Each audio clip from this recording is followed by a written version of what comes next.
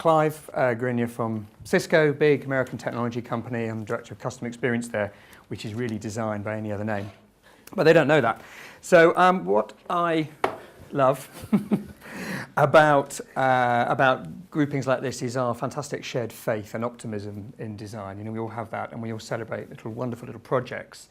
But then I equate that to my normal life as I go to work on the tube and I walk down the streets of South London and I interact with services, and how many times do I miss the have you read our terms and conditions on websites, and I realise that most of my life is actually really crap, and design plays a very small part. So we can be very optimistic and celebrate these wonderful little projects, but most of life is still not really working that well. And when I look at my working life in Cisco, there's so much technology being developed which in theory and on the tin can do amazing things, can really enable great things. Before Cisco, I was at Orange. The whole mobile phone was a wonderfully enabling piece of technology, but most of it didn't work. Really, most of it didn't work. There were internet browsers on phones for 5 years before the iPhone, but nobody ever used them because they couldn't. So why am I in Cornwall coming from Cisco? Because you're connecting Cornwall up, and Cisco wants some of that business.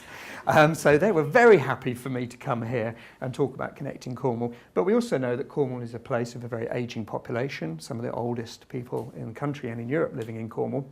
So simply connecting broadband to Cornwall, and what is that going to mean to an ageing population? Are they going to be interested in downloading games and pornography faster because they've now got broadband? You know, no, I think it has a different solution. And possibly. I think so. That's where design, you know, begins to come back into the mix.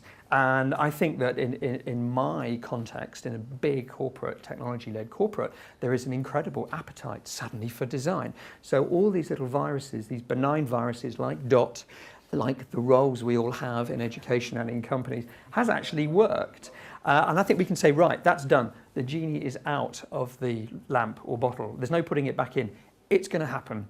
So finally, the negative side of all this is design. Design does not seem to be that well designed for the huge new scope that it's got. It has new responsibilities. It has to be sustainable. What happens when the designer isn't there anymore? How does the project keep going? It has the wrong business model. We don't mind if IDEO charge $500,000 for Coke, but we do mind if they charge it to a local authority or a charity. It feels different, and it makes it even more difficult to sustain. So there's a whole load of new models as we've pulled design into different areas fantastically and successfully, and no stopping that. I think we have to pull design into a new shape. And that's, I think, a crisis that's looming, and it worries me. And I think it's a job for education, it's a job for the industry.